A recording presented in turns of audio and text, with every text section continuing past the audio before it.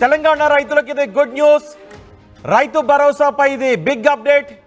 రేపటి నుంచి రైతుల ఖాతాల్లో నగదు జమ కాబోతోంది.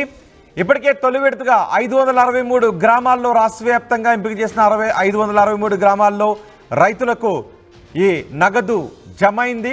ఇక నుంచి రోజు విడిచి రోజు రైతుల ఖాతాల్లో జమ కాబోతోంది. 40 రోజుల్లో మొత్తం లబ్ధిదారుల ఖాతాల్లో డబ్బును జమ చేయడానికి రేవంత్ సర్కార్ సిద్ధమైంది. మార్చి 31లోగా అర్హులైన అందరి రైతుల ఖాతాల్లోనూ ఈ సొమ్ము జమ చేయడానికి అన్ని ఏర్పాట్లు చేశారు.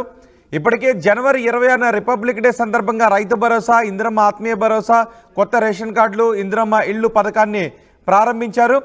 రైతు భరోసా 563 గ్రామాల్లో రైతులకు జమైంది. గతంలో కాకుండా అంటే ఎకరాల వారీగా కాకుండా గ్రామాల వారీగా రైతుల ఖాతాల్లో జమ చేయాలని అనుకుంటూ ఉన్నారు. అంటే ఒక గ్రామాన్ని తీసుకుంటే ఆ గ్రామంలో ఉన్న రైతులందరికీ, అర్హులైన రైతులందరికీ ఈ రైతు భరోసా సొమ్మును జమ చేస్తారు. ఇక నుంచి రేపటి నుంచి ఈ కార్యక్రమం మొదలు కాబోతోంది. జనవరి 26వ తారీఖున ప్రారంభించిన ఈ కార్యక్రమం 27వ తారీఖునే ఆయా రైతుల ఖాతాల్లో నగదు జమ అయింది. 563 గ్రామాల్లో ఉన్న రైతుల ఖాతాల్లో నగదును జమ చేశారు.